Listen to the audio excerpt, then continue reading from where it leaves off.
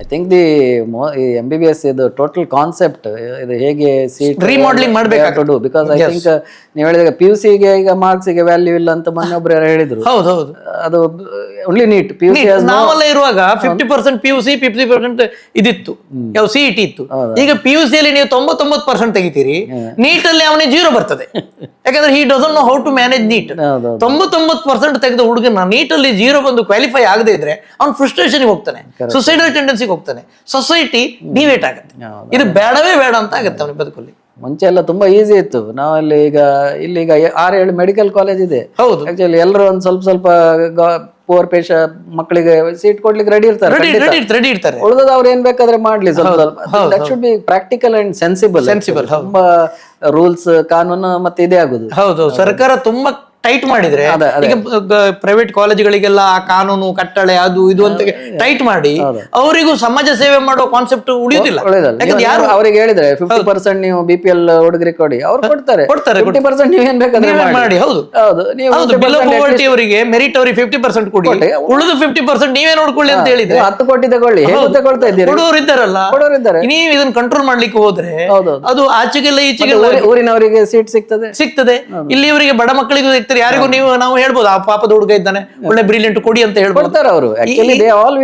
ಇದನ್ನೆಲ್ಲ ನಾವು ನಮ್ಮ ಸರ್ಕಾರಗಳು ಪ್ರತಿನಿಧಿಗಳು ಅವ್ರವ್ರೇ ಕುಳಿತು ಮಾತಾಡ್ತಾರೆ ವಿನಃ ಯಾರ ಹತ್ರ ಸ್ಟಫ್ ಇದೆ ಅವ್ರನ್ನ ಕರೆದು ಮಾತಾಡೋದಿಲ್ಲ. ವಿಷಯ ಏನ್ ಗೊತ್ತಿದೆ ಇದು ಅನುಭವ ಇದ್ದವರ ಹತ್ರ ಕರೆದು ಮಾತಾಡಿದ್ರೆ ವಿಷಯಗಳು ಗೊತ್ತಾಗ್ತದೆ. ಸತ್ಯವಾಗಿ ಕೆಲವು ಮೆಡಿಕಲ್ ಕಾಲೇಜಿಗೆ ರಿಕ್ವೈರ್ಮೆಂಟ್ 30 ಎಕರೆ ಜಾಗ ಯಾರೀಗ ಬೆಂಗಳೂರಲ್ಲೆಲ್ಲ ಯಾರು ಸ್ಟಾರ್ಟ್ ಮಾಡ್ಬೋದು? ಅದನ್ನೆಲ್ಲ ಇವರು ಸ್ವಲ್ಪ ಗಮನ ತಗೊಳ್ಬೇಕು. ಹಾಗೆಲ್ಲ ಬೇಕಾಗಿಲ್ಲ. ನೀವು ಕ್ವಾಲಿಟಿ ಆಫ್ ಸರ್ವಿಸ್ ಕೊಡ್ತೀರಾ, ಜಾಗಕ್ಕಿಂತ ಹೆಚ್ಚಾಗಿ ನಿಮ್ಗೆ ಅದು ನಿಮ್ಮ ಟಾಯ್ಲೆಟ್ ಸೈಜ್ ಸರಿ. ಈಗ KPML ಬಂದ್ಕೊಂಡು ಟಾಯ್ಲೆಟ್ 2 ಇಂಚ್ ಕಮ್ಮಿ ಉಂಟು, ಇದು ನಿಮ್ಮ ಕ್ಲಿನಿಕ್ಕಿನ ಇದು 1 ಫೀಟ್ ಕಮ್ಮಿ ಉಂಟು, ಅದೆಲ್ಲ ಮಾಡಿ. ಈಗೆಲ್ಲ ಹೆಚ್ಚಿನ ನಮ್ಮ ಡಾಕ್ಟರ್ಗಳು ಅದನ್ನೆಲ್ಲ ಇಂಪ್ಲಿಮೆಂಟ್ ಮಾಡುದಿಲ್ಲ. We have a very good government doctors in Dakshina Kannada district. They will understand. ಆದ್ರೆ ಗವರ್ಮೆಂಟ್ ರೂಲ್ಸ್ ಪ್ರಕಾರ ಆಗಿದೆ, ಏನ್ ಮಾಡ್ಲಿಕ್ಕೆ ಆಗುದಿಲ್ಲ. They have to follow. ಇಲ್ಲಿದ್ರೆ ಯಾಕೆ ಫಾಲೋ ಮಾಡ್ಲಿಲ್ಲ ಅಂತ ಕೇಳ್ತಾರೆ ಅವ್ರಿಗೆ. ಹಾಗಾಗಿ ಇದನ್ನೆಲ್ಲ ಸ್ವಲ್ಪ ಸಡಿಲ ಮಾಡ್ಬೇಕು. ನೀವು ಹೇಳಿದಾಗ ಪ್ರೈವೇಟ್ ಮೆಡಿಕಲ್ ಕಾಲೇಜುಗಳಿಗೆ 50% ಟೋಟಲಿ ಮೆರಿಟ್ BPL ಕ್ಯಾಟಗರಿ ಕೊಡಿ, ಉಳಿದು 50% ನಿಮ್ಗೆ ಯಾರು ದುಡ್ಡು ಕೊಡ್ತಾರೆ ಅವ್ರಿಗೆ ಕೊಡಿ ಅಂತ ಮಾಡಿದಿದ್ರೆ ಬಡವರಿಗೂ ಒಳ್ಳೆ ಸರ್ವಿಸ್ ಸಿಕ್ತಿತ್ತು. ಮತ್ತೆ ಎಂತ ಈಗ BPL ಆಧಾರ್ ಕಾರ್ಡ್ ಲಿಂಕ್ ಮಾಡಿದ್ರೆ ಅಮೌಂಟ್ ಅಕೌಂಟಿಗೆ ಗೊತ್ತುಂಟು ಎಷ್ಟು ಹಣ ಸಿಗ್ತದೆ ಅಂತ. ನೀವು ಮೋಸ ಮಾಡ್ಲಿಕ್ಕೆ ಆಗುದಿಲ್ಲ. ನೀವು ಆಧಾರ್ ಕಾರ್ಡ್ ಬ್ಯಾಂಕ್ ಎಲ್ಲ ಅಕೌಂಟ್ ಲಿಂಕ್ ಇದೆ ಅಲ್ಲ, ಅದು ಆವಾಗ ನಾವು ಈ ಮೆಡಿಕಲ್ ಕಾಲೇಜ್ಗಳ ಲಾಬಿ ಗೀಬಿ ಅಂತ ಮಾತೇ ಬರುದಿಲ್ಲ. ಅವರು ದರ್ಪ ದೌರ್ಜನ್ಯ ಅಂತ ಬರುದಿಲ್ಲ. Private medical colleges they also have good intention. ಮತ್ತೆ ಯಾವುದೇ ಮೆಡಿಕಲ್ ಕಾಲೇಜ್ನವರು ಹೀಗೆ ಸಮಾಜ ಸೇವೆಗೆ ಅಂತೇಳಿ ಕಟ್ಟಿರುವುದಿಲ್ಲಲ್ಲ, ಅವರಿಗೂ ಏನೋ ಸಾಲ ಸೂಲ ಮಾಡ್ಕೊಂಡು ಕಟ್ಟಿರ್ತಾರೆ. ಸಂಬಳ ಕೊಡ್ಬೇಕು, ಇನ್ಸ್ಟಾಲ್ಮೆಂಟ್ ಕಟ್ಟಬೇಕು, ಬಡ್ಡಿ ಕಟ್ಟಬೇಕು. ಯಾಕಂದ್ರೆ ನಾನು ಒಬ್ಬ ಅಡ್ಮಿನಿಸ್ಟ್ರೇಟರ್ ಆಗಿ ನಾನು MBA ಇನ್ ಹೆಲ್ತ್ ಅಡ್ಮಿನಿಸ್ಟ್ರೇಷನ್ ಮಾಡಿದವ. ಶ್ರೀನಿವಾಸ್ ಗ್ರೂಪ್ ಅಲ್ಲಿ ನಾನು ಇದ್ದವ 25 ವರ್ಷ. ಅಡ್ಮಿನಿಸ್ಟ್ರೇಷನ್ ಅತಿ ಹತ್ತಿರದ ಕಂಡವ.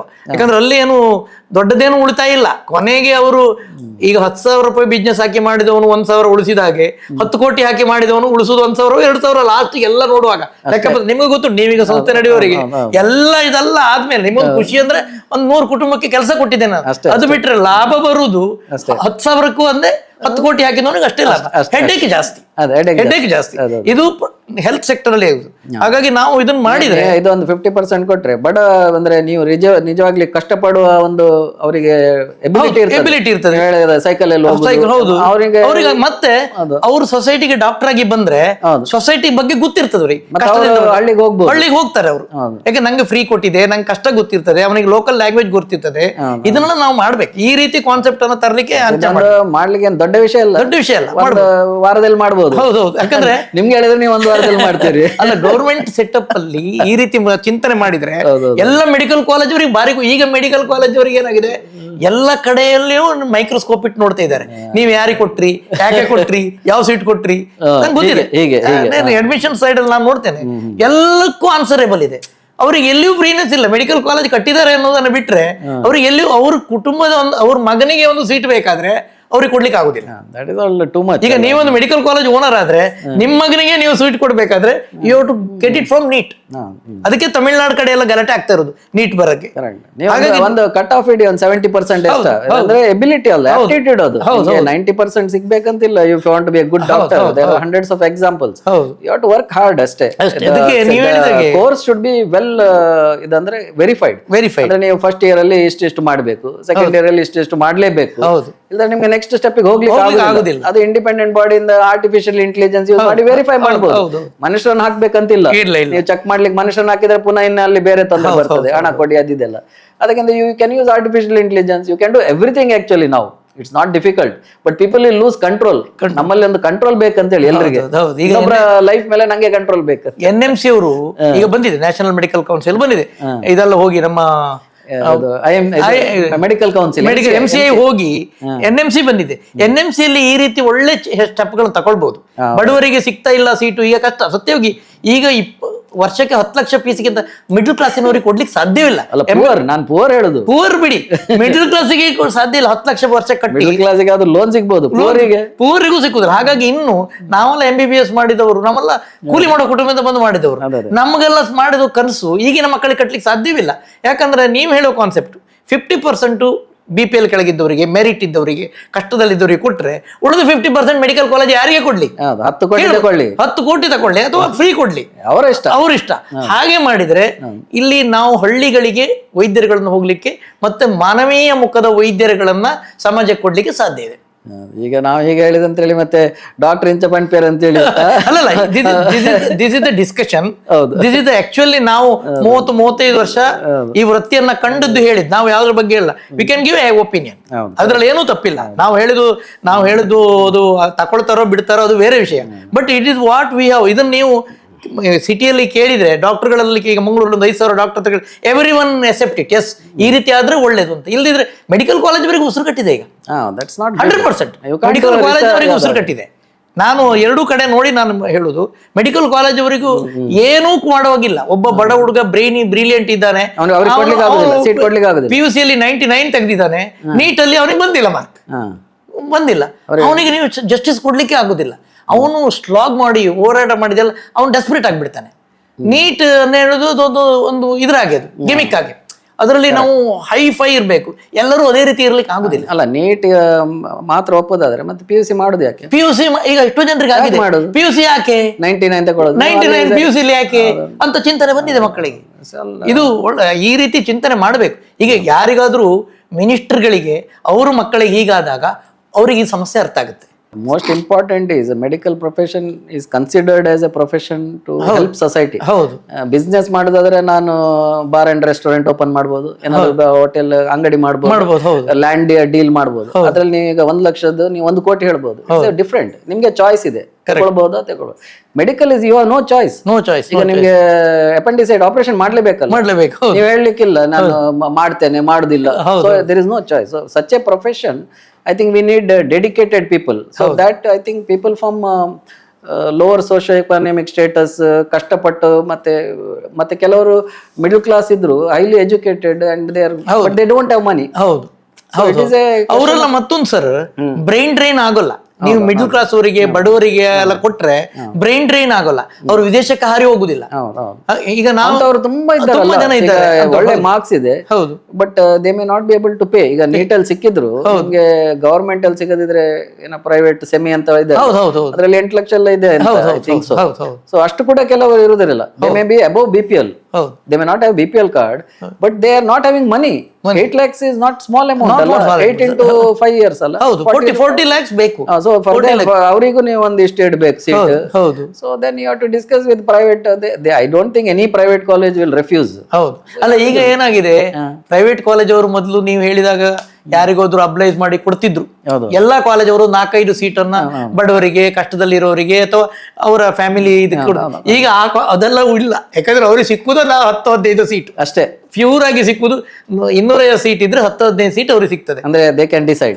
ಅದು ಯಾವುದು ಹೈ ಗ್ರೇಡ್, ಹೈ ಇದು ಫೀಸ್ ಇದ್ದು ಅದನ್ನ ಅವ್ರಿಗೆ ಕಾಂಪ್ರಮೈಸ್ ಮಾಡಿ ಬಡವರಿಗೆ ಕೊಡ್ಲಿಕ್ಕೆ ಆಗುದಿಲ್ಲ. They cannot give. ಅವ್ರಿಗೆ ಕೊಡ್ಲಿಕ್ಕೆ ಸಾಧ್ಯವೇ ಇಲ್ಲ. ಅದು ಸರ್ಕಾರ ಈ ರೀತಿ ಮಾಡಿದ್ರೆ 50% ಬಡವರಿಗೆ ಖಾಲಿ ಬಡವರಿಗೆ ಅಂತ ಮೆರಿಟ್ಗೂ ಕೊಡಿ. ನೀವು ಮೆರಿಟ್ ಪ್ರಕಾರ ಹೋಗಿ ಒಂದು 95% PUC ಮಾರ್ಕ್ ಅಲ್ಲಿ ಮಾತ್ರ ನೋಡಿ ಬಿಡಿ, 95% ಕಟ್ ಆಫ್ ಇಟ್ಟು ನೀವು ಅದನ್ನ ಮಾಡ್ತಾ ಹೋದ್ರೆ ಎಲ್ಲ ಪುವರ್ ಅವ್ರಿಗೆ ಕೊಡಿ. ಈಗ ಮತ್ತೊಂದು ಸರ್, ಹಳ್ಳಿಯಲ್ಲಿರೋ ಮಕ್ಕಳಿಗೆ ನೀಟ್ ಟ್ರೈನಿಂಗ್ ತಗೊಳ್ಳಿಕ್ಕೆ ಪೇಟೆಗೆ ಬರ್ಲಿಕ್ಕೆ ಈ ಪೇಟೆ ಮಕ್ಕಳೊಟ್ಟಿಗೆ ಕಾಂಪೀಟ್ ಮಾಡ್ಲಿಕ್ಕೆ ಆಗಲ್ಲ. ಎಷ್ಟೇ ನೀವು ಹೇಳಿದ್ರು ಸಹ ಇಮೋಷನಲಿ, ಸೈಕಾಲಜಿಕಲಿ, ಇದು ಎಕನಾಮಿಕಲಿ ಅವ್ರು ಸ್ಟ್ರಾಂಗ್ ಇರುದಿಲ್ಲ. PUC ಅನ್ನ ಹಾರ್ಡ್ ವರ್ಕ್ ಮಾಡಿ ಅವ್ರು 90 ಮಾರ್ಕ್ ತೆಗೆದಿರ್ತಾರೆ, ಅವನಿಗೆ ಖುಷಿ ಇರ್ತಾರೆ ನಾನು ತೆಗ್ದಿದ್ದೇನಂತ. ಆದ್ರೆ ನೀಟಿಗೆ ಬರುವಾಗ ಇಲ್ಲಿ ಸೂಪರ್ ಸ್ಪೆಷಲೈಸ್ ಟ್ರೈನಿಂಗ್ ನೀಟಿಗೆಲ್ಲ ಇರ್ತದೆ. ಆ ಮಕ್ಕಳಿಗೆ ಚೆನ್ನೈಗೆ ಹೋಗಿ, ಕಲ್ಕತ್ತಾಕ್ಕೆ ಹೋಗಿ, ಕೇರಳಕ್ಕೆ ಹೋಗಿ, ಬೆಂಗಳೂರಿಗೆ ಹೋಗಿ ಟ್ರೈನಿಂಗ್ ತಗೊಳ್ಳಿಕ್ಕೆ ಆಗೋಲ್ಲ ನೀಟ್. ವೆರಿ ಸ್ಟ್ರೇಂಜ್ ಅಲ್ಲ, ವೆರಿ ಸ್ಟ್ರೇಂಜ್. ಅದು ಮಕ್ಕಳಿಗೆಲ್ಲ ಆ ರೀತಿ ತಂದೆ ತಾಯಿಗಳು ಅದಕ್ಕೆ ಒಪ್ಕೊಳ್ಳೋದು, ಯಾಕಂದ್ರೆ ಬಡವರು ಇರ್ತಾರೆ, ಕೂಲಿ ಮಾಡೋ ಕುಟುಂಬದವರು ಇರ್ತಾರೆ. ನೀವು ಹೇಳಿದಾಗ ಅದೊಂದು ಜಸ್ಟಿಸ್ ಬೇಕಿತ್ತು, ಸೋಷಿಯಲ್ ಜಸ್ಟಿಸ್ ಬೇಕಿತ್ತು ಅದಕ್ಕೆ. ಅದೇ ನಾವು ಮಾತಾಡೋದು ಇದು ಹೇಳಿದೆ. I don't think it is rocket science. ಇಲ್ಲ so I am sure everybody knows it. ಅದು PG ಮಾಡಿದವರಿಗೆ, MBBS ಮಾಡಿ ಅವ್ರ ಮಕ್ಕಳನ್ನ ಮಾಡಿಸ್ತಾ ಇರೋರಿಗೆ ಇದೆಲ್ಲ ಸಮಸ್ಯೆ ಗೊತ್ತಿದೆ. ಎಷ್ಟೋ ಜನರು ನಮ್ಮ ಹತ್ರ ಮಾತಾಡ್ತಾರೆ ಈ ರೀತಿ ಆಗಿದೆ ಎಲ್ಲ ಸಮಸ್ಯೆ ಅಂತ. ಎಷ್ಟೋ ಜನರಿಗೆ ಡ್ರೀಮ್ ಇತ್ತು, ನನಗೆ MBBS ಸಿಕ್ಕಿಲ್ಲ, ನನ್ನ ಮಕ್ಕಳು ಮಾಡ್ಬೇಕಂತ, ಏನೋ ಆರ್ಡರ್ ಮಾಡಿ ಒಂದು ದುಡ್ಡು ಇಟ್ಕೊಳ್ತಾರೆ. ಬಟ್ ಆಗುದಿಲ್ಲ. ಈಗ ಮೊದಲೆಲ್ಲ ಆದ್ರೆ ಮೆಡಿಕಲ್ ಕಾಲೇಜ್ MBBS ಮಾತ್ರ ಮಾಡಿದ್ರೆ ಸಾಕಾಗು. ಈಗ ಅದು ನಾವು ಮಾಡ್ಬಿಟ್ಟಿದ್ದೇವೆ. MBBS ಏನು ಅಲ್ಲ ಅಂತ ಮಾಡಿ ಅದನ್ನ LKG ಅಂತ ಮಾಡಿದ್ದೇವೆ. MBBS 40 ಲಕ್ಷ ಹೋಯ್ತು, 40 ಲಕ್ಷ ಮತ್ತೆ LKG ಹೋಯ್ತು. MDಗೆ ಪುನಃ MDಗೆ ಬೇಕು. MDಗೂ ಈಗ 30-40 ಲ್ಯಾಕ್ ಪರ್ ಇಯರ್ MDಗೆ ಇದೆ. 30-40 ಲ್ಯಾಕ್ ಪರ್ ಇಯರ್, 40, 30, 70. ಹೌದು. ಮತ್ತೆ ನೆಕ್ಸ್ಟ್ ಈಗ ಉಂಟಲ್ಲ DM ಅಲ್ಲ, ಅದಕ್ಕೆ ಕೂಡ PGಗೂ minimum 15 lakh per year. per year MDಗೆ 15 into 3 45 1 crore ಬೇಕೆ ಮಿನಿಮಮ್ MBBS ಮತ್ತೆ MDಗೆ. ಅದು ಮೆರಿಟ್ ಇದ್ರೆ, ಮೆರಿಟ್ ನೀಟ್ ಅಲ್ಲಿ ನೀವು ಕ್ವಾಲಿಫೈ ಆದ್ರೆ, ನೀಟ್ ಅಲ್ಲಿ ಒಳ್ಳೆ ಮಾರ್ಕ್ ಬಂದ್ರೆ ನಿಮಗೆ 700ರಲ್ಲಿ 400-500 ಮಾರ್ಕ್ ಬಂದ್ರೆ ನೀವು ಇದನ್ನ ಮಾಡ್ಕೊಂಡು 1 crore ಒಳಗೆ ಆಗ್ತದೆ. ದಟ್ಸ್ ಟೂ ಮಚ್ ಅಲ್ಲ, ಟೂ ಮಚ್. ಇಲ್ಲದಿದ್ರೆ ನಿಮಗೆ ಅನ್ಬಿಲಿವೇಬಲ್. ಈಗ ನಿಮ್ಗೆ CET ಅಲ್ಲ, ನೀಟ್ ಅಲ್ಲೆಲ್ಲ ಸೀಟ್ ಸಿಗ್ಬೇಕಾದ್ರೆ 5,000 4,000 ರ್ಯಾಂಕ್ ಒಳಗೆ ಬರಬೇಕು. ಎಷ್ಟು ಜನ? 3 ಲಕ್ಷ 4 ಲಕ್ಷ ಜನ ಬರೀತಾರೆ. 5,000 4 ಲಕ್ಷ ನಿಮ್ಗೆ ಗೌರ್ಮೆಂಟ್ ಕಾಲೇಜ್ ಸಿಗ್ಬೇಕಾದ್ರೆ 1,000 ಒಳಗಡೆ ಬರಬೇಕು. MMC BMC ನಾವೆಲ್ಲ ಓದಿದ ಕಾಲೇಜ್ಗಳಲ್ಲ, KMCಗಳೆಲ್ಲ 1,000 ಒಳಗಡೆ ರ್ಯಾಂಕ್ ಬರ್ಬೇಕು. ಆವಾಗ ನಿಮ್ಗೆ 2 ಲಕ್ಷವೋ 3 ಲಕ್ಷದ ಫೀಸ್ ಬರ್ತದೆ. ಅದು ಎಷ್ಟು ಜನರಿಗೆ ಮಾಡ್ಲಿಕ್ಕೆ ಸಾಧ್ಯ ಇದೆ? 2 ಲಕ್ಷ ಇದೆ. 2 ಲಕ್ಷ ಇದೆ. 2 ಲಕ್ಷ ಅಂದ್ರೆ ಗೌರ್ಮೆಂಟ್ ಹೇಳ್ತದೆ 70,000 1 ಲಕ್ಷ ಅಂತ. ಬಟ್ ಅಲ್ಲಿ ಹೋದಾಗ ಪ್ರೈವೇಟ್ ಕಾಲೇಜಿಗೆ ಸಿಕ್ಕಿದ್ರೆ ಅವ್ರದ್ದು ಬೇರೆ ಫೀಸ್ ಇದೆ, ಅವ್ರದ್ದು ಫೀಸ್ ಇದೆ. ಸೊ ಇದೆಲ್ಲ ಟೆಕ್ನಿಕಲ್ ಥಿಂಗ್ ಹೇಳೋರಿಲ್ಲ, ಹೆಚ್ಚಿನ ಜನರಿಗೆ ಗೊತ್ತೂ ಇಲ್ಲ ಇದು. ಅದೇ ಸಿಂಪಲ್ ಆಗಿ ಮಾಡಿದ್ರೆ ಇನ್ನೊಬ್ಬರನ್ನ ನಾವು ನಂಬೇಕು, ಅವ್ರು ಒಳ್ಳೇದ್ ಮಾಡ್ತಾರೆ ಅಂತ. ಅವ್ರೇನ್ ತಪ್ಪು ನಾವು ನೋಡ್ಬೋದು. ಹೌದು, ಪ್ರೈವೇಟ್ ಅವ್ರನ್ನ ನಾವು ಟ್ರಸ್ಟಿಗೆ ತಗೊಳ್ಬೇಕು, ಅವರಿಗೆ ನಂಬಬೇಕು, ಅವ್ರಿಗೆ ಜವಾಬ್ದಾರಿ ಕೊಡ್ಬೇಕು, ಫ್ರೀ ಹ್ಯಾಂಡ್ ಕೊಡ್ಬೇಕು. ತಪ್ಪು ಮಾಡಿದ್ರೆ you have to take action. ತಪ್ಪು ಮಾಡಿದ ಇಲ್ಲ ನೋಡ್ಬೇಕಾದ್ರೆ you have to use artificial intelligence. You can't use human errors ಇಲ್ವಿದೆ. ಅಲ್ಲ, ಹ್ಯೂಮನ್ ಇಂಟರ್ವ್ಯೂ ಮತ್ತೆ ಬೇರೆ 1 ಕೋಟಿ ನೀವು ನಂಗೆ 50 ಲಕ್ಷ ಕೊಡಿ ಅಂತ ಹೇಳಿದ್ರೆ ಹೌದು ಇಂಥದ್ದು ಸಮಸ್ಯೆ ಬರ್ತದೆ. So instead of that you use AI. Software company ಇದೆ ಇಂಡಿಯಾದಲ್ಲಿ, ಟಾಪ್ ಇನ್ ದ ವರ್ಲ್ಡ್ ಇದೆ ಅದರಲ್ಲಿ. ಅಲ್ಲ, ಇದು ಮಾಡಿ ಸೋಷಿಯಲ್ ಜಸ್ಟಿಸ್ ಮಾಡ್ಲಿಕ್ಕೆ ಆಗ್ತದೆ. ಮತ್ತೆ middle class, below middle class, merit ಇರುವಂತ ಬಡ, ಅವನು ಯಾವ ಜಾತಿ ಅಂತಲ್ಲ, ಮೆರಿಟ್ ಇಕನಾಮಿಕಲಿ ಬ್ಯಾಕ್ವರ್ಡ್, ಅವನು ಯಾವ ಜಾತಿ ಇರ್ಲಿ, ಲೋವೆಸ್ಟ್ ಇರ್ಲಿ ಹೈಯೆಸ್ಟ್ ಇರ್ಲಿ, ಬೇಸ್ಡ್ ಆನ್ ದ ಅವ್ರ ಇಕಾನಮಿ, ಬಡವರು ನೋಡಿ ಇದು ಮಾಡಿದ್ರೆ ಒಳ್ಳೇದಿತ್ತು. ನಮ್ಗೆ ಇಲ್ದಿದ್ರೆ ಸರ್, ಈಗ MBBS ಗೆ ತುಂಬಾ ಬ್ರೈನಿ ಮಕ್ಕಳುಗಳಿಗೆ ಬರ್ತಾ ಇಲ್ಲ. ನಮ್ಗೆ ಇಂಜಿನಿಯರ್ ತಕೊಂಡು 4 ವರ್ಷ ಮಾಡಿ ನಾವು UK USA ಹೋಗುವಂತ MBBS ಹೀಗೆ ಆದ್ರೆ ಇನ್ನು ನಮ್ಗೆ ಸಾಕಾಗುದಿಲ್ಲ. ಈಗ ನಾವು ಮೆಡಿಕಲ್ ಕಾಲೇಜ್ ಎಲ್ಲ ಮಾಡ್ತಾ ಇದ್ದೇವೆ. ಈಗ ನಾವೆಲ್ಲ ಓದುವಾಗ 50 ಜನ ಇದ್ರು ಮೆಡಿಕಲ್ ಕಾಲೇಜ್ ಸ್ಟೂಡೆಂಟ್, ಈಗ 250 ಸ್ಟೂಡೆಂಟ್ ಮಾಡಿದ್ದಾರೆ. ಆದ್ರೆ ಕ್ವಾಲಿಟಿ ಬರುದಿಲ್ಲ. ಈಗ ಇಂಜಿನಿಯರಿಂಗ್ ಕಾಲೇಜ್ ಎಲ್ಲ ಮುಚ್ಚಿದ್ರು ಸ್ಟೂಡೆಂಟ್ಸ್ ಇಲ್ಲದೆ ಒಂದು ಕಾಲದ, ನಿಮ್ಗೆ ಗೊತ್ತಿರ್ಬೋದು. ಇಂಜಿನಿಯರಿಂಗ್ ಕಾಲೇಜ್, ನರ್ಸಿಂಗ್ ಕಾಲೇಜ್ ಎಲ್ಲ ಮುಚ್ಚಿದ್ರು. ಮೆಡಿಕಲ್ ಕಾಲೇಜ್ ಮುಚ್ಚು ಅಂತ ಬರಬಾರ್ದು, ಸ್ಟೂಡೆಂಟ್ ಸಿಕ್ಕದೆ, ಕ್ವಾಲಿಟಿ ಇಲ್ಲದೆ ಆ ಸ್ಥಿತಿಗೆ ಹೋಗ್ಬಾರ್ದು. ನಾವು ನಂಬರ್ ಆಫ್ ಸ್ಟೂಡೆಂಟ್ಸ್ ಇಂಟೆಕ್ ಜಾಸ್ತಿ ಮಾಡ್ಬೋದು, ಕ್ವಾಲಿಟಿ ಆಫ್ ಸ್ಟೂಡೆಂಟ್ಸ್ ಹೊರಗೆ ಕೊಡದೇ ಇದ್ರೆ ನಾವು ಕಳ್ಕೊಳ್ತೇವೆ. ಇದನ್ನು ಆಲೋಚನೆ ಮಾಡಬೇಕು ಮೆಡಿಕಲ್ ಎಜುಕೇಶನ್. ಈಗ ನೆಕ್ಸ್ಟ್ ಅದು is a big problem. I hope that people listening to this podcast will think about this. ನಾವು ಇನ್ನೊಂದು, ನಾನು ಅಂದರೆ ಜನರಲ್ ಪ್ರಾಕ್ಟೀಸಲ್ಲಿ ಮೆಂಟಲ್ ಹೆಲ್ತ್ ಬಗ್ಗೆ, ಈಗ ಅಂದರೆ ನಮ್ಮಲ್ಲಿ ಈಗ ಸಿಟಿಯಲ್ಲಿ ಎಲ್ಲರಿಗೂ ಆಲ್ಮೋಸ್ಟ್ 80% ಮೆಂಟಲ್ ಹೆಲ್ತ್ ಪ್ರಾಬ್ಲಮ್ ಇದೆ. ಅಂದ್ರೆ ಸ್ಟ್ರೆಸ್, ಮೆಂಟಲ್ ಅಂತ ಹೇಳಿ ಹೇಳುದಲ್ಲ, ಜನರು ಮೆಂಟಲ್ ಹೇಳುವಾಗ ಸೈಕ್ಯಾಟ್ರಿಕ್ ಅಂತ ಹೇಳ್ತಾರೆ, ಅಂತದಲ್ಲ. ಆದ್ರೆ ಈ ಸ್ಟ್ರೆಸ್ ರಿಲೇಟೆಡ್ ನಿದ್ರೆ ಬರುದಿಲ್ಲ, ಇಂಥದ್ದು ಆಲ್ಮೋಸ್ಟ್ ಎಲ್ಲ ಮಕ್ಕಳಿಗಿದೆ. ಈಗ ನೀವು ಹೇಳಿದಾಗೆ PUC ನೀಟ್ ಕೊಡೋರು, ಮತ್ತೆ ಈ ಸಿಟಿಯಲ್ಲಿ almost I think 80% will have one R the other issue. They are not happy for various reasons. ಮತ್ತೆ ಆಂಗ್ಸೈಟಿ, ಡಿಪ್ರೆಷನ್, ಮತ್ತೆ ಬೇರೆ ಥರ, ಮತ್ತೆ it will end up in suicide. ಇದೆಲ್ಲ ರೀಡ್ ಇನ್ ಪೇಪರ್. ಈಗ ಜನರಲ್ ಪ್ರಾಕ್ಟೀಸ್ ಮಾಡುವಾಗ ನಿಮ್ಗೆ ಇಂಥ ಇಶ್ಯೂಸ್ ಲೈಕ್ ಮೆಂಟಲ್ ಹೆಲ್ತ್ ತುಂಬಾ ಬರುತ್ತೆ ಸರ್. ನಮಗೆ ತುಂಬಾ ಜನ ಡಾಕ್ಟರ್ಸ್ಗಳು, ನಮ್ಮ ಸೈಕ್ಯಾಟ್ರಿಸ್ಟ್ಗಳು ಹೇಳ್ತಾರೆ, ನೀವು ಅರ್ಲಿ ಡಯಾಗ್ನೋಸ್ ಮಾಡಿ ನೀವು ರಿಸೀವ್ ಮಾಡಿ ನಮ್ಗೆ ಕಳಿಸಿದ್ರೆ, ಅವ್ರು ಇಲ್ದಿದ್ರೆ ಏನಾಗುತ್ತೆ, ಅವ್ರು ಇನ್ಯಾವುದೋ ಸ್ವಾಮೀಜಿ ಹತ್ರ, ಜ್ಯೋತಿಷಿ ಹತ್ರ ಎಲ್ಲೆಲ್ಲೋ ಹೋಗ್ತಾರೆ, ಅವ್ರು ಏನೋ ಇನ್ನೊಂದು ಮಾಡ್ತಾರೆ. ಅರ್ಲಿ ಈ ಮೆಂಟಲ್ ಹೆಲ್ತ್ ಅಲ್ಲಿ ನಿಜವಾಗಿ ಕೆಲವೊಮ್ಮೆ ಬೇಸಿಕ್ ಹಾರ್ಮೋನಲ್ ನ್ಯೂರೋ ಟ್ರಾನ್ಸ್ಮಿಟರ್ ಡಿಫ್ರೆನ್ಷಿಯನ್ಸ್ ಇದ್ರೆ ಅದನ್ನ ಟ್ರೀಟ್ ಮಾಡು. ಕೆಲವೊಮ್ಮೆ ನೀವು ಹೇಳಿದಾಗ ಆಂಗ್ಸೈಟಿ, ಸ್ಟ್ರೆಸ್, ಫೋಬಿಯಾ, ಫಿಯರ್, ಇದರಿಂದಲೇ ಜನ ಮತ್ತೆ ಅವ್ರಿಗೆ ಹೇಳ್ಕೊಡ್ಲಿಕ್ಕೆ ಇರೋದು ಎಕ್ಸಿಟ್ ಇರೋದಿಲ್ಲ. They can exit with the general practitioner. ನನ್ಗೆ ಇಂಥ ಸಮಸ್ಯೆ ಆಯ್ತು, ಗಂಡ ಹೊಡಿತಾನೆ, ಅಥವಾ ಮಗಳು ಓದುದಿಲ್ಲ, ಮಗ ಓದುದಿಲ್ಲ, ಅಥವಾ ಮಕ್ಕಳು ಹಾಗೆ ಎಕ್ಸಾಮ್ ಫಿಯರ್ ಇಂದ ಓಡಿ, ಮೊನ್ನೆ ಒಂದು ಇನ್ಸಿಡೆಂಟ್ ಆಯ್ತು, ಎಕ್ಸಾಮ್ ಫಿಯರ್ ಇಂದ ಮಕ್ಕಳು ಓಡಿ ಹೋಗುದು, ಸುಸೈಡ್ ಮಾಡ್ಕೊಳ್ಳೋದು. ಯಾಕಂದ್ರೆ ನಾನು ದೊಡ್ಡ PUC ಕಾಲೇಜ್ ಇರುವವರು 20,000 30,000 ಸ್ಟೂಡೆಂಟ್ಸ್ ಇರುವ ಕಾಲೇಜ್ಗಳೆಲ್ಲ ನೋಡಿದ್ದೇವೆ ನಾವು. ಅಲ್ಲೆಲ್ಲ ನಾವು ಹೇಳ್ತೇವೆ ಸುಸೈಡ್ ಮಾಡ್ಕೊಂಡ್ರು ಅಂತ. ಮಕ್ಕಳನ್ನ ಒಂದು PUC ಕಾಲೇಜಲ್ಲಿ 1,000 ಜನ ಇರುವುದು ದೊಡ್ಡ PUC ಕಾಲೇಜ್. ಕೆಲವು PUC ಕಾಲೇಜ್ 20,000 30,000 ಇರ್ತಾರೆ. ಅಷ್ಟು ಕ್ಯಾಟಗರಿ ಸ್ಟೂಡೆಂಟ್ಸ್ ಅನ್ನ ಮ್ಯಾನೇಜ್ ಮಾಡೋದು ಸುಲಭ ಅಲ್ಲ. ಯಾಕಂದ್ರೆ ಡಿಫ್ರೆಂಟ್ ವೆರೈಟಿ ಆಫ್ ಇಮೋಷನಲ್ ಇದಿರ್ತದೆ. ಕೆಲವರು ಬೇರೆ ಬೇರೆ ಮೆಂಟಾಲಿಟಿ ಅವರು ಇರ್ತಾರೆ. ಅವ್ರ ತಂದೆ ತಾಯಿಗಳು ಇಲ್ಲಿ ಓದ್ಬೇಕಂತ ಡ್ರಗ್ ತಿನ್ನುವವನನ್ನ ಇನ್ನೊವನನ್ನ ಯಾರನ್ನ ತಂದು ಹಾಕಿ ಕಂಟ್ರೋಲ್ ಮಾಡ್ಲಿಕ್ಕೆ ಹೇಳ್ತಾರೆ. ಅವ್ರನ್ನೆಲ್ಲ ಹುದುಗಿಸಿ ಇಟ್ಕೊಳ್ಳೋದು ಸುಲಭ ಅಲ್ಲ. ಅವರಲ್ಲಿರುವ ನೋವನ್ನ ನಾವು ಹೊರಗೆ ತೆಗಿಲಿಕ್ಕೆ ನೋಡ್ಬೇಕು. ಅದು family doctors can do it. Even ಒಂದು ಫ್ಯಾಮಿಲಿಯಲ್ಲಿ ಗಲಾಟೆ ಆಗೋದಿದ್ರೆ, ಗೌಜಿ ಇದ್ರೆ, ಒಂದು lady goes for depression because of the neurotransmitter ಇಂದಲ್ಲ, ಸೈಕಾಲಜಿಕಲ್ ಡಿಸ್ಟರ್ಬೆನ್ಸ್, ಇಕನಾಮಿಕಲ್ ಡಿಸ್ಟರ್ಬೆನ್ಸ್, ಅಥವಾ ಫ್ಯಾಮಿಲಿ ಸೋಷಿಯಲ್ ಡಿಸ್ಟರ್ಬೆನ್ಸ್, ಇದನ್ನೆಲ್ಲ ನಾವು ಕರೆಕ್ಟ್ ಟೈಮಲ್ಲಿ ಡಯಾಗ್ನೋಸ್ ಮಾಡಿ ಕೌನ್ಸಿಲಿಂಗ್ 90% ಪ್ಲಾಸಿಬೋ ಎಫೆಕ್ಟ್. ನಮ್ಮ ಮೆಡಿಸಿನ್ಸ್ ಎಲ್ಲ placebo effect. But they should have a faith. ಅವ್ರು ನಿಮ್ಮ ಕ್ಲಿನಿಕ್ ಇಂದ ಹೊರಗೆ ಹೋಗುವಾಗ ಅವ್ರ ಮುಖದಲ್ಲಿ ಒಂದು ನಗೆ ಇರಬೇಕು.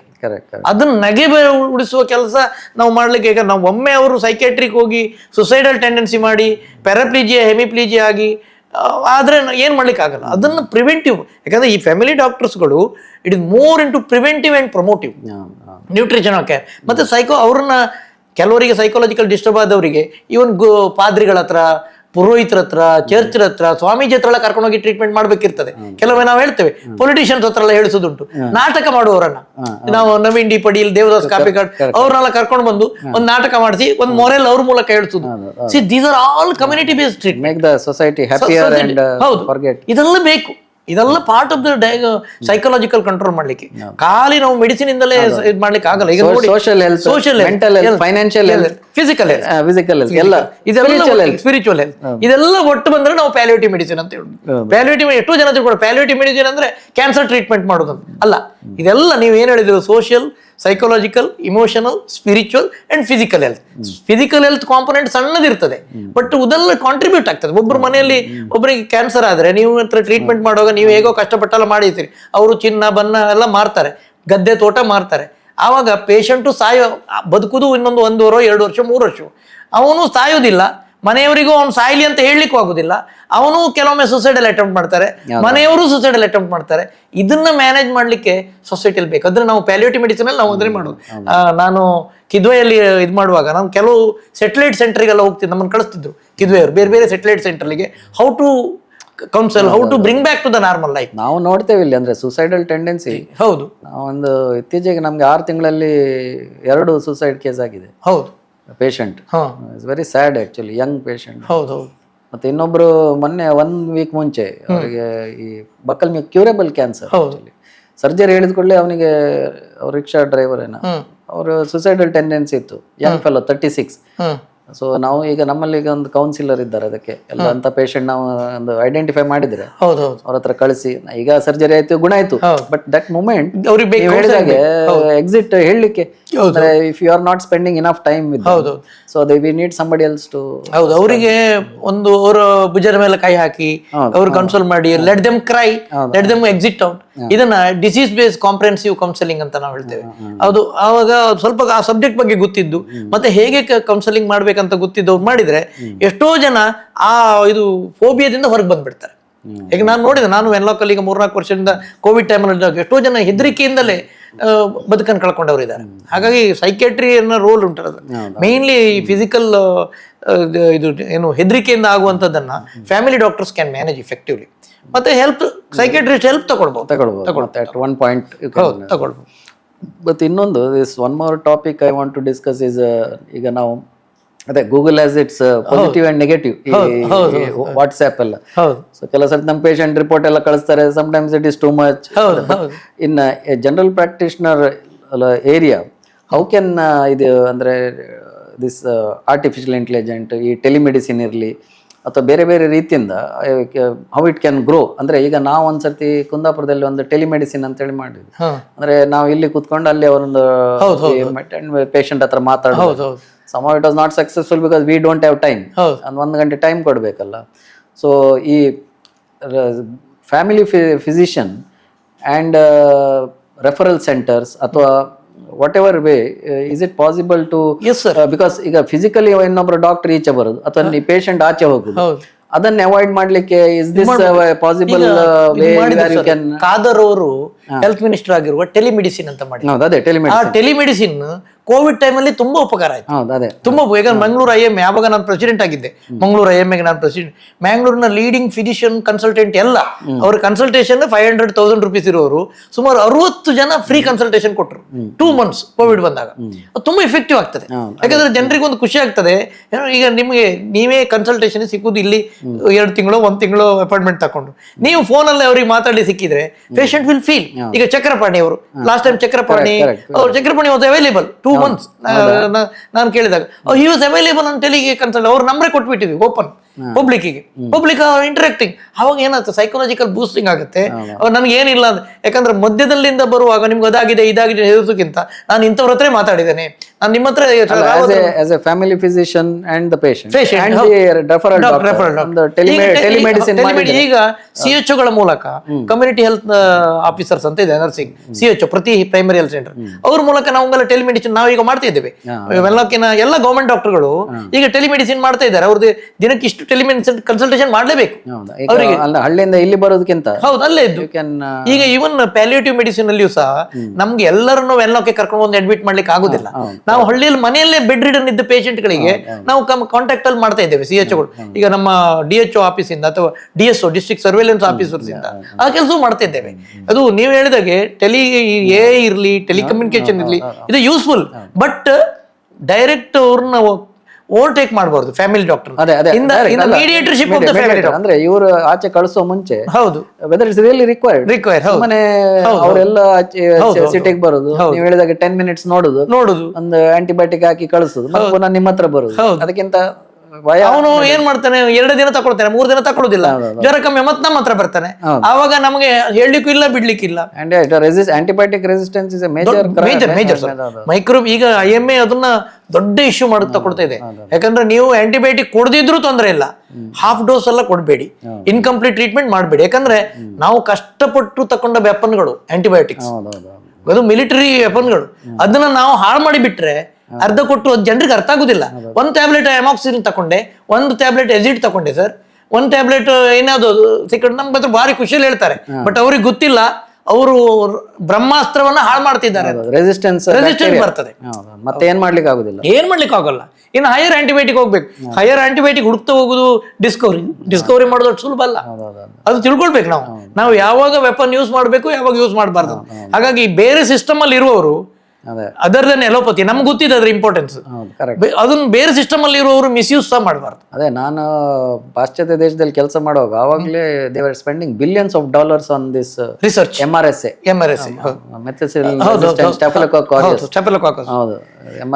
ದೊಡ್ಡ. ನಮಗೆ TB-ಯನ್ನು ಕಂಟ್ರೋಲ್ ಮಾಡ್ಲಿಕ್ಕೆ ಆಗ್ಲಿಲ್ಲ ಸರ್, ಬಿಕಾಸ್ ಆಫ್ ದ ಅರ್ಧರ್ಧ ಟ್ರೀಟ್ಮೆಂಟ್. TB ಅರ್ಧರ್ಧ ಟ್ರೀಟ್ಮೆಂಟ್ ಅಂತ. TB ವಾಟ್ ಇಸ್ ದ ಇದು ಸರ್? ಈಗಲೂ ನಾವು 2025ಕ್ಕೆ TB-ಯನ್ನು ಮುಗಿಸ್ಬೇಕಿತ್ತು, ಚೀಫ್ ಪ್ರೈಮ್ ಮಿನಿಸ್ಟರ್ ಬರೋ ಕಾನ್ಸೆಪ್ಟ್ ಆಗಿಲ್ಲ ನಮ್ಗಿನ್ನು. ಡ್ರಗ್ MDRT TB ಅಂತಲ್ಲ, ಇನ್ನೂ ಬರ್ತಾನೆ ಇದೆ TB. ಯಾಕಂದ್ರೆ ಅರ್ಧರ್ಧ ಟ್ರೀಟ್ಮೆಂಟ್ ತಗೊಳ್ಳೋದು. TB ಮತ್ತೆ ತಗೊಳ್ಳೋನು ಅಂತ ಹೇಳಿದ್ರೆ ಅವನನ್ನ ಅಸ್ಪೃಶ್ಯರ ಹಾಗೆ ನೋಡೋದು, TB ಅಂತ ಹೇಳಿದ್ರೆ ಅವನ್ನ ಇದು ಮಾಡೋದು, ಅದೆಲ್ಲ ಕರೆಕ್ಟ್ ಆಗಿ ಟ್ರೀಟ್ಮೆಂಟ್ ಕೊಡ್ತಾ ಇರೋದು. ಈಗ resistant multi drug resistant tuberculosis. ಆಂಕಾಲಜಿಯಲ್ಲಿ ಕೂಡ ನಾವು are seeing lot of tuberculosis. ಈಗ ಟ್ರೀಟ್ಮೆಂಟ್ ಮಾಡೋರು ಇಮ್ಯುನಿಟಿ ಕಡಿಮೆ, ನಾವು ಲಿಂಫ್ ನೋಡ್ ಬಯಾಪ್ಸಿ ನಾವು ಕ್ಯಾನ್ಸರ್ ಅಂತ ಎಣಿಸೋದು. ನಾವು are seeing so many tuberculosis. Granulomatous. ಹೌದು. ಸೊ ದಟ್ ಇಸ್ ಈಗ ಡ್ರಗ್ ಅನ್ನ ವೆರಿ ಇಂಪಾರ್ಟೆಂಟ್. ಜನರಲ್ ಪ್ರಾಕ್ಟಿಷನರ್ಸ್ ಕೆಲವೊಮ್ಮೆ ನಾವು ಹೇಳುದುಂಟು ಅವ್ರು ಸರಿಯಾದ ಆಂಟಿಬಯೋಟಿಕ್ ಉಪಯೋಗಿಸ್ತಿಲ್ಲ ಅಂತ, ನಾವು ಕನ್ಸಲ್ಟೆಂಟ್ಗಳು ಹೇಳುದುಂಟು general practitioner. But general practitioner usually MBBS ಆದವರು ಅನ್ನೆಸೆಸರಿ ಆಂಟಿಬಯೋಟಿಕ್ ಅನ್ನು ಯೂಸ್ ಮಾಡೋದಿಲ್ಲ, ಗೊತ್ತಾಯ್ತಲ್ಲ. ಅವರು ಈ ಪೇಷಂಟ್ಗಳು ಪೇಟೆಗೆ ಹೋದ ತಕ್ಷಣ ನಾವು ಕನ್ಸಲ್ಟೆಂಟ್ಗಳು ಏನ್ ಮಾಡ್ತೇವೆ, ಅವ್ರು ಎಲ್ಲರೂ ತಿರುಗಿ ಬಂದಿರಬಹುದು ಅಂತೇಳಿ ಹೈಯರ್ ಆಂಟಿಬಯೋಟಿಕ್ ಬರ್ಬಿಡುತ್ತೆ. ಅವ್ರಿಗೆ ಆ ಆಂಟಿಬಯೋಟಿಕ್ ಅಗತ್ಯನೇ ಇರುವುದಿಲ್ಲ, ಸಿಂಪ್ಟಮೆಟಿಕ್ ಟ್ರೀಟ್ಮೆಂಟ್ ಸಾಕಿರುತ್ತೆ. And the general practitioner would have seen this patient. Oh, seen it. And, not for 5 minutes when he would have seen. Yeah, he assessed everything. So ಇದೆಲ್ಲ concept ಬೇಕು. Drug ಅನ್ನ misuse ಮಾಡೋದು, drug antibiotic ಅನ್ನ misuse ಮಾಡೋದು, That's also a defensive medicine. Defensive medicine. ಅದು exactly. ಮತ್ತೆ ನಾನು ಮಂಗಳೂರಿಗೆ ಹೋದೆ, ಜ್ವರ ಕಡಿಮೆ ಆಗಲಿಲ್ಲ ಹೇಳ್ಬಾರ್ದು ಅಂತ ಹೇಳಿ ಅವರು ಫಸ್ಟ್ ಜನರೇಷನ್ ನೀವು ಕೊಟ್ಟಿದ್ರೆ ನಾನು ಸೆಕೆಂಡ್ ಜನರೇಷನ್ ಕೊಡೋದು, ನಾನು ಸೆಕೆಂಡ್ ಕೊಟ್ರೆ ನಮ್ಮ ಥರ್ಡ್ ಜನರೇಷನ್ ಕೊಡೋದು. ಆವಾಗ ನಾನು ಅವ್ರಿಗಿಂತ ಮೇಲೆ ಇದ್ದೇನೆ ಅಂತ ತೋರಿಸ್ಬೇಕಲ್ಲ. ಅಲ್ಲ, ತೋರ್ದಿದ್ರು ಪೇಷಂಟ್ಗಳು ನಮ್ಮನ್ನ ನಗಾಡ್ತಾರೆ ನಮ್ಮ ಬಗ್ಗೆ. ಹೌದೌದು. So this is the big tragedy. defensive defensive medicine. ಇನ್ನೊಂದು ಸರ್, ಈಗ ನಾವು we are talking about so many things, but reality in life sometimes doctors also require, we are human beings. Yes, ನಮಗೂ ಹೆಂಡತಿ ಮಕ್ಕಳಿದೆ, ನಮಗೂ ಸೋಷಿಯಲ್ ಲೈಫ್ ಅಂತ ಇರ್ತದೆ. ನಾನು ಹೇಳಿದಾಗೆ my son refuse to join this field only because of that. I never took part in his growth. ಬೆಳಗ್ಗೆ 7 ಗಂಟೆ ಹೋಗೋದು, ರಾತ್ರಿ ಅಲ್ಲಿ ತೀರ್ಥಹಳ್ಳಿ ಎಲ್ಲೆಲ್ಲಿ ತಿರ್ಗಾಡುದು ನಾವು, ಪೇಷಂಟ್ ಇದೆ ಅಂತ ಹೇಳಿ. So finally we have to also draw a balance ಅಲ್ಲ, for the next generation we can't expect them to ನಮ್ಮ ಹಾಗೆ ಬೆಳಗ್ಗೆ 7 ಗಂಟೆ ಹೇಳಿ ನೀವು ಹಳ್ಳಿಗೆ ಹೋಗಿ ಮತ್ತೆ ರಾತ್ರಿ 10 ಗಂಟೆವರೆಗೆ ಕೆಲಸ ಮಾಡಿ ಸಂಡೇ ಕೂಡ ಬನ್ನಿ ಅಂತ ಹೇಳಿದ್ರೆ I don't think it is feasible. ಅಂದ್ರೆ we can't expect this from our children are next generation doctors, whether it is from ಹಳ್ಳಿಯಲ್ಲಿರ್ಲಿ ಸಿಟಿಯಲ್ಲಿರ್ಲಿ.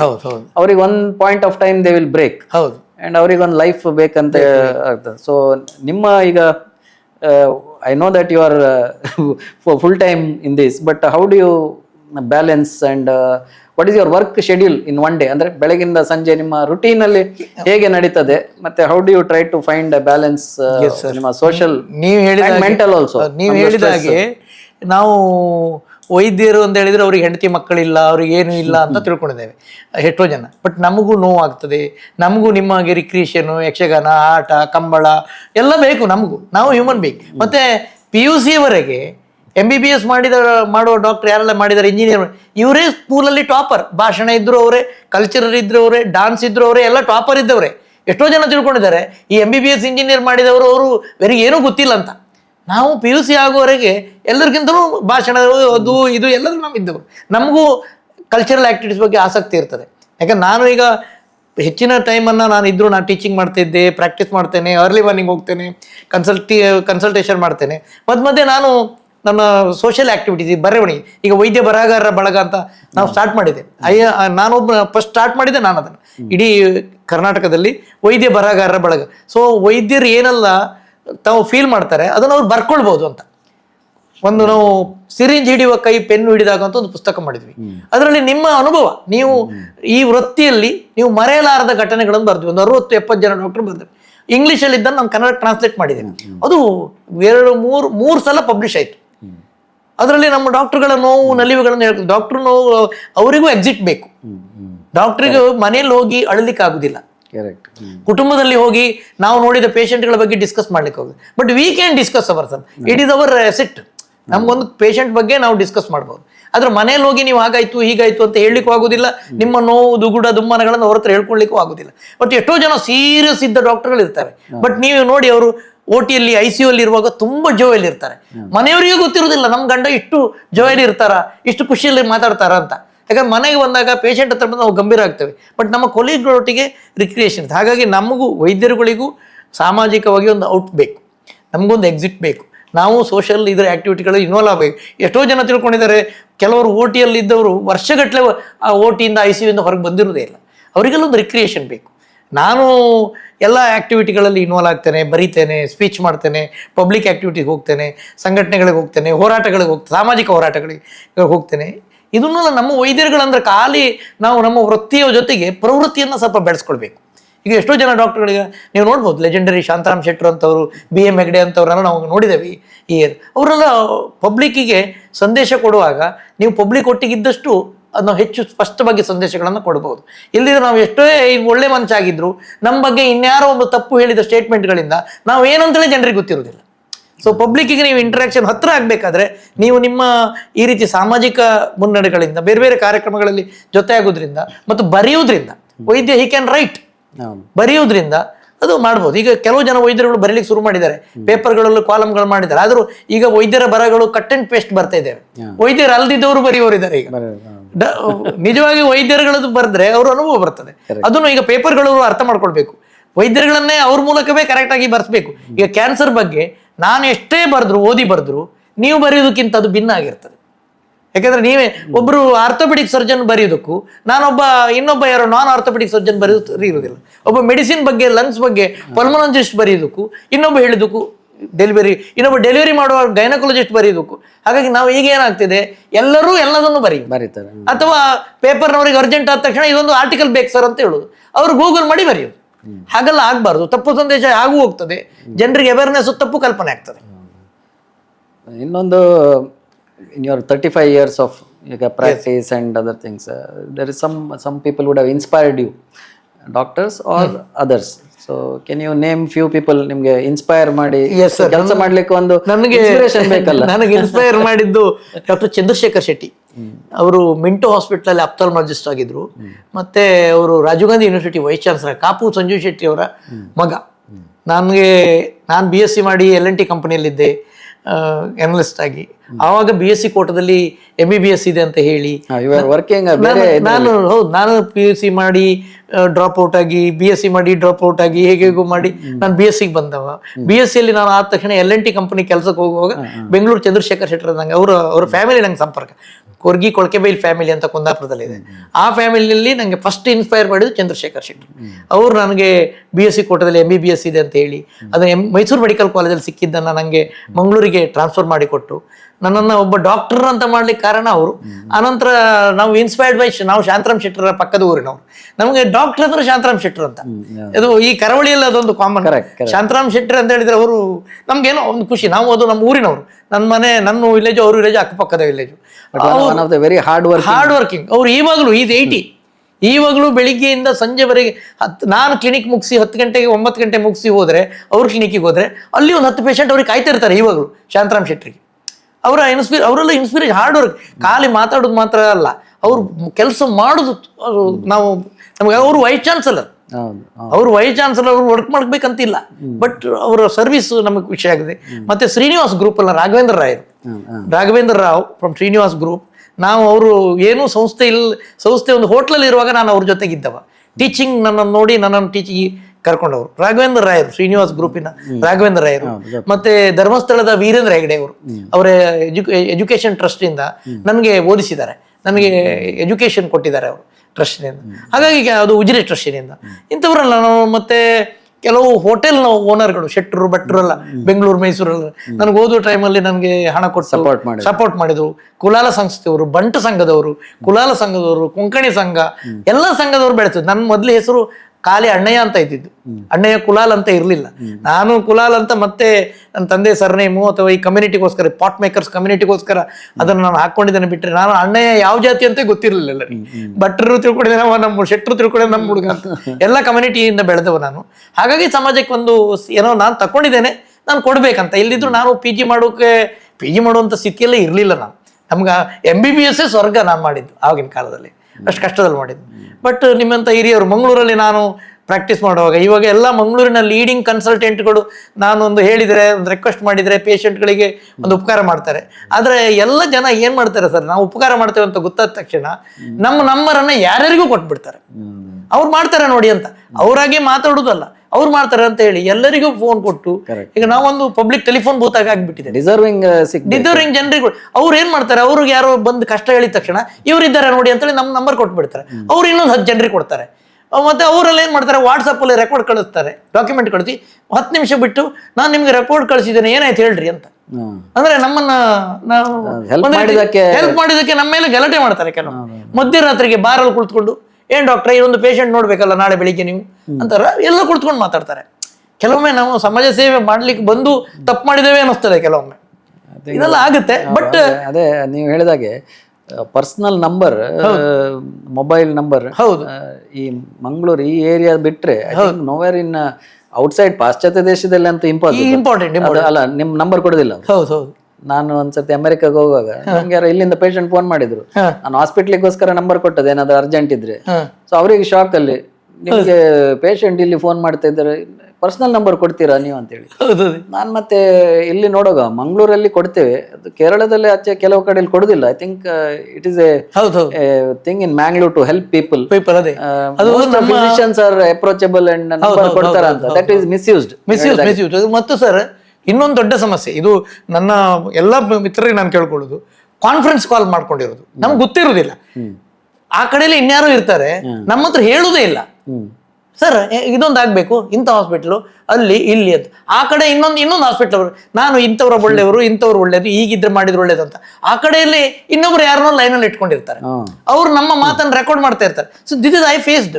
ನಾನು ಸಮಾಜ ಸೇವೆ ಮಾಡ್ಲಿಕ್ಕೆ ಹೋಗಿ ನಾನು ಎಷ್ಟೋ ಜನ ಗಲಾಟೆ ಮಾಡ್ಕೊಂಡು, ನೋಡಿ ಇನ್ನೊಮ್ಮೆ ಈಗ ಫೋನ್ ಬಂದ ತಕ್ಷಣ ಕೇಳ್ತಾರೆ, ಕಾನ್ಫರೆನ್ಸ್ ಕಾಲಲ್ಲಿ ಇದ್ದೀರಾ ನೀವು, ಅದು ಕಟ್ ಮಾಡಿ. ಮತ್ತೀಗ ನಾನು ಯಾರು ಫೋನ್ ಮಾಡಿದ್ರೆ ಡೈರೆಕ್ಟ್ ರಿಸೀವ್ ಮಾಡೋದಿಲ್ಲ, ಕಟ್ ಮಾಡ್ತೇನೆ, ನಾನೇ ಫೋನ್ ಮಾಡ್ತೇನೆ. ಆವಾಗ ಅವ್ರಿಗೆ ಕಾನ್ಫರೆನ್ಸ್ ಕಾಲ್ ಅವ್ರಿಗೆ ಹಾಕೊಳ್ಳಿಕ್ಕೆ ಟೈಮ್ ಸಿಕ್ಕುದಿಲ್ಲ. ಈ ರೀತಿಯಲ್ಲಿ, ಯಾಕಂದ್ರೆ ಅವ್ರ ತಲೆಯಲ್ಲಿ ನಾನು ಯಾರಿಗೂ ಉಪಕಾರ ಮಾಡ್ತೇನೆ, ನಂಗೆ ಅಣ್ಣ ಕುಲಲ್ಲಿ ತುಂಬಾ ಕ್ಲೋಸ್ ಇದ್ದಾರೆ ಅಂತ ತೋರಿಸ್ಲಿಕ್ಕೆ ಮಾಡ್ತಾರೆ. ಬಟ್ ಇನ್ನೊಬ್ರು ನಾವು ಮಾತಾಡಿದ್ರೆ ರೆಕಾರ್ಡ್ ಮಾಡ್ಕೊಳ್ತಾರೆ. ನಾವು ಯಾರ ಬಗ್ಗೆ ರೆಕಾರ್ಡ್ ಮಾಡ್ತಾರೆ, ನಾವು ಕ್ರಿಟಿಕಲ್ ಆಗಿ ಒಂದು ವಿಷಯದ ಬಗ್ಗೆ ಹೇಳ್ತೇವೆ, ಇದು ಹೀಗೆ, ಇಂಥವ್ರಾದ್ರೂ ಒಳ್ಳೇದು, ಇಂಥವ್ರಾದ್ರೂ ಸರಿ, ಇಲ್ಲಿ ಹೋದ್ರು ಸರಿ ಅಂತ ಹೇಳಿರ್ತೇವೆ. ಇನ್ನೊಂದು ಕಡೆಯಲ್ಲಿ ಇನ್ನೊಂದು ಜನ ಇರ್ತಾರೆ, ಅವ್ರು ಟೆಕ್ನಾಲಜಿ ಆಫ್ ಟೆಕ್ನಾಲಜಿ. ಇದು ನಾನು I am requesting all my friend. ನಂಗೆ ಈಗ ಒಂದು ಕರಾವಳಿ ಮಲೆನಾಡಿನ 7-8 ಜಿಲ್ಲೆಯಲ್ಲಿ ನಂಗೆ ನನ್ನ ಫ್ರೆಂಡ್ಸ್ಗಳು ಕಾಂಟ್ಯಾಕ್ಟ್ ಇದ್ದವರು ಇದ್ದಾರೆ. ಅವರಿಗೆಲ್ಲ ನಾನು ಹೇಳೋದಾಗೆ, ಆ ಕಾನ್ಫರೆನ್ಸ್ ಕಾಲ್ ಅನ್ನ ದಯವಿಟ್ಟು ಮಾಡಬೇಡಿ. ನಿಮ್ಗೆ ಅದು ಹೆಲ್ಪ್ ಮಾಡ್ಲಿಕ್ಕೆ ಆಗೋದಿಲ್ಲ, ಮತ್ತು ನಾವು ಕಳ್ಕೊಳ್ತೇವೆ ಅದರಿಂದ. ಇದು ತುಂಬಾ ಸಲ ಆಗಿದೆ ಸರ್ ನಂಗೆ. ನಾನು ಎಷ್ಟೋ ಜನ ಕೆಲವು ಗುಡ್ ಫ್ರೆಂಡ್ಸ್ಗಳಿಗೆ ಈಗ ಬ್ಲಾಕ್ ಮಾಡಿ ಇಟ್ಕೊಂಡಿದ್ದೇನೆ. ಯಾಕಂದ್ರೆ ಅವ್ರು ಹಾಗೆ ಮಾಡೋದು. ಅವ್ರ ಅಂತೇಳಿ ಏನಂದ್ರೆ, ನಾನು ಅಣ್ಣಯ್ಯ ಕುಲಲ್ಲಿ ಪರಿಚಯ ಇದ್ದೇನೆ, ಅವ್ರಿಗೆ ಹೆಲ್ಪ್ ಮಾಡಿದ್ದೇನೆ ಅಂತ ಅವ್ರ ತಲೆಯಲ್ಲಿ. ಆದ್ರೆ ಅದು ಮಿಸ್ಯೂಸ್ ಆಗ್ತದೆ. ಅವ್ರು ಅದನ್ನ ರೆಕಾರ್ಡ್ ಮಾಡಿ ಇನ್ನೊಬ್ರಿಗೆ ಕೊಡ್ತಾರೆ, ಅವ್ರು ಹೀಗೆ ಹೇಳಿದ್ದಾರೆ ನೋಡಿ ಅಂತ. ಮತ್ತೆ ಈಗಲೂ ಹಾಗೆ ಹೆಚ್ಚಿನ ಪೇಷಂಟ್ಗಳು ನಮ್ಮ ವಾರ್ಡಿಗೆ ಬಂದಾಗ, ಎಲ್ಲಿಗೆ ಹಾಸ್ಪಿಟ್ಲಿಗೆ ಬಂದಾಗ, ಡಾಕ್ಟರ್ ಹತ್ರ ಮಾತಾಡ್ತಿರ್ಬೇಕು, ನಮ್ಗೆ ಗೊತ್ತಿಲ್ಲದೆ ರೆಕಾರ್ಡ್ ಆನ್ ಮಾಡಿಟ್ಕೊಂಡಿರ್ತಾರೆ. ಮಾತಾಡೋದು ಅದನ್ನ ದುಬೈಗೂ ಅಮೆರಿಕಗೂ ಮಕ್ಕಳಿಗೆ ಕಳಿಸ್ತಾರೆ, ಆ ಮಕ್ಕಳು ನಮಗ್ ಕಳಿಸ್ತಾರೆ. ಇದೆಲ್ಲ ಪ್ರಾಬ್ಲಮ್ ಆಗ್ತದೆ. ಪ್ರಾಬ್ಲಮ್ ಇದೆಲ್ಲ ಆಗ್ಬಾರ್ದು. ಮತ್ತೆ ಯಾವ ಸಿಚುವೇಶನ್ ಅಲ್ಲಿ ಡಾಕ್ಟರ್ ಏನ್ ಮಾತಾಡಿರ್ತಾರೆ, ಯಾವ ಅವರ ಸೈಕಾಲಜಿಕಲ್ ಕಂಡೀಷನ್ ನೋಡಿ ಮಾತಾಡಿರ್ತಾರೆ, ಅದನ್ನ ನೀವು ಡಾಕ್ಯುಮೆಂಟ್ ಆಗಿ ಮಾಡ್ಕೊಳ್ಬಾರ್ದು. It is not with permission. Not with permission. So I think we have spoken of so many things as a general practitioner. So finally, before concluding, ನಮ್ಮ public ಗೆ what message would you like to give, like as a general practitioner with so much years of experience, how they should actually approach their health? ಯಾಕಂದ್ರೆ people do lot of errors.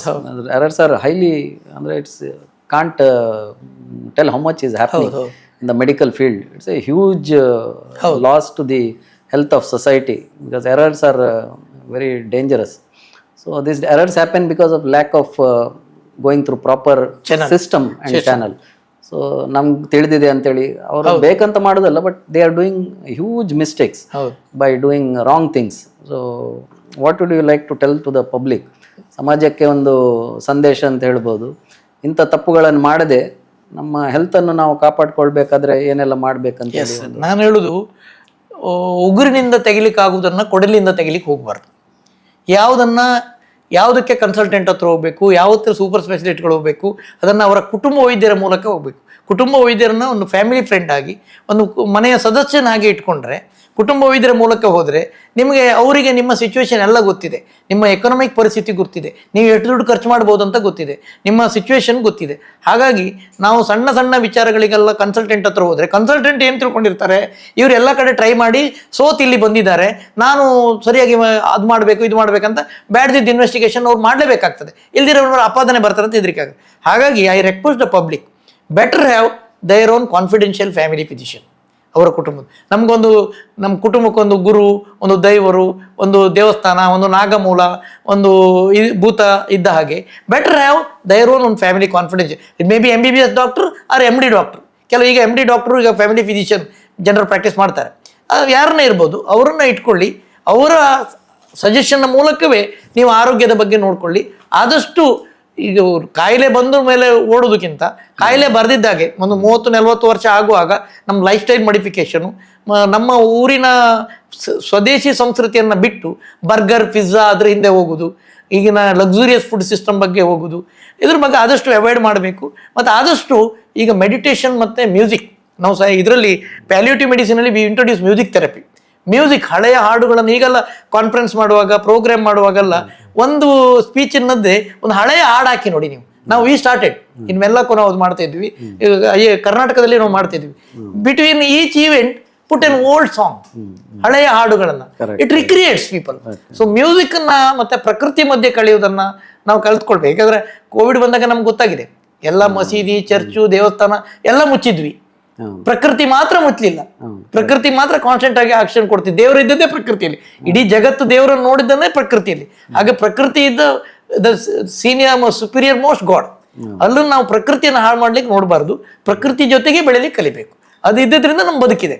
ಇಲ್ದಿದ್ರೆ ನಾವು ಎಷ್ಟೇ artificial ಮಾಡಿದ್ರು ಕೊನೆಗೊಂದಿನ ಅದೆಲ್ಲ ಹೋಗಿ ಹೋಗುತ್ತೆ. ಮತ್ತೆ plastic ಅನ್ನ ಯೂಸ್ ಮಾಡೋ ಬಗ್ಗೆಯೂ ಸಹ ನಾವು ಜಾಗೃತಿ ಮೂಡಿಸ್ಬೇಕು. ಇಲ್ದಿದ್ರೆ ಪ್ಲಾಸ್ಟಿಕ್ ನಮ್ಮನ್ನ ಕೊನೆಗೊಂದಿನ ಮುಗಿಸೇ ಬಿಡುತ್ತೆ. ಅದೇ ನೀವು ಹೇಳಿದಾಗ life style is very important. ನಮ್ಮಲ್ಲಿ ಕೂಡ ಈಗ ಇನ್ ಕ್ಯಾನ್ಸರ್ ಆಲ್ಸೋ 20 to 49, ಅಂದರೆ ಜನರಲಿ ಕ್ಯಾನ್ಸರ್ 60 ಆದ್ಮೇಲೆ ಬರುವಂತ ಕಾಯಿಲೆ ಅಂತ ಹೇಳುದು. ಈಗ ಇಂಡಿಯಾದಲ್ಲಿ the maximum incident peak is before 49. So life style in this age ಅಂದ್ರೆ 20 to 49 ನಾವು ತುಂಬಾ ಜಾಗ್ರತೆ ಇರಬೇಕು. 60 ಆದ್ಮೇಲೆ ನೀವು ರಿಲ್ಯಾಕ್ಸ್ ಮಾಡಿ ಎಂಜಾಯ್ ಮಾಡಿ ಲೈಫ್. ಬಟ್ ಯೂತ್ ಅಲ್ಲಿ ನೀವು ಲೈಫ್ ಜಾಸ್ತಿ ಎಂಜಾಯ್ ಮಾಡ್ಲಿಕ್ಕೆ ಹೋದ್ರೆ 60 ಯು ವಿಲ್ ಗೆಟ್ ಪನಿಷ್ಡ್. ಅದು ಯಾಕಾಗ್ತಿದೆ ಅಂದ್ರೆ ಸರ್, ನಮ್ಮ ಟೈಮ್ ಅಲ್ಲ, ನಾವು 15 ವರ್ಷದಿಂದ 40 ವರ್ಷದವರೆಗೆ ಗದ್ದೆ ತೋಟದಲ್ಲಿ ದುಡ್ದು ಬಂದು ಓದ್ತಾ ಇದ್ವಿ. ಈಗ 15ರಿಂದ 40 ವರ್ಷದ ಮಕ್ಕಳಿಗೆ ತೋಟ ಗದ್ದೆ ಬಿಡಿ, ಅವ್ರ ಮನೆ ರೋಡಿಗೆ ಬಂದಿರುವುದಿಲ್ಲ. ಅವರೆಲ್ಲ ಬರ್ಗರ್ ಪಿಜ್ಜು ತಿಂದು ಬೆಳೆದ ಮಕ್ಕಳು. ಹಾಗಾಗಿ life style obesity, mainly obesity ಅದು ಜಾಸ್ತಿ ಆಗಿದೆ. ನಮ್ಮ ಈಗ 40 ವರ್ಷದವರೆಗೆ ನಮಗೆ ಗದ್ದೆ ತೋಟ ಕೆಲಸ ಮಾಡ್ಕೊಂಡೆಲ್ಲ ಬೆವರು ಸುರಿಸ್ಕೊಂಡು ಬಂದವರು, ಅವ್ರಿಗೆ 60 ವರ್ಷದವರೆಗೆ ಏನಾಗುದಿಲ್ಲ. ಈಗಿನ ಮಕ್ಕಳಿಗೆ ಆ ಒಬೆಸಿಟಿ ಬೆಳೆದಿದೆ, ಮತ್ತೆ ಮೆಂಟಲ್ ಲೆಥಾರ್ಜಿ, ಮತ್ತೆ ಮೀನ್ ಮೈಂಡ್ನೆಸ್ ಅದೆಲ್ಲ ಬೆಳೆದದ್ದು. ಎಕ್ಸ್ಪೋಸರ್ ಇಲ್ಲ ಸೊಸೈಟಿ ಒಟ್ಟಿಗೆ, ಅದು ಬೇಕು. Life style modification very important. So I think we have covered most of the things what I wanted to talk to you. Yes. I am sure people who have listened to this also has some things to take home. Yes. And think about their health, think about society. I think I should thank you with being the first guest of MIO podcast. I thought we should start with a general practitioner who is really the foundation of our health. So I thank you very much on behalf of our MIO podcast team, the production team and all our colleagues. And I hope that in future you will come again, and then maybe we'll be going live, and I hope that you will be able to visit us again. With these words, I would like to conclude today's discussion with Dr. Annaya Kulal. He was very kind to come today to our hospital, and we have discussed a lot of things. I hope I will be able to get some other guest next time and discuss more about some other topic. It's not only medical, but maybe somebody who is involved in health. So I wish all of you good health, prosperity and happiness, and I pray God that all of you are happy. Thank you.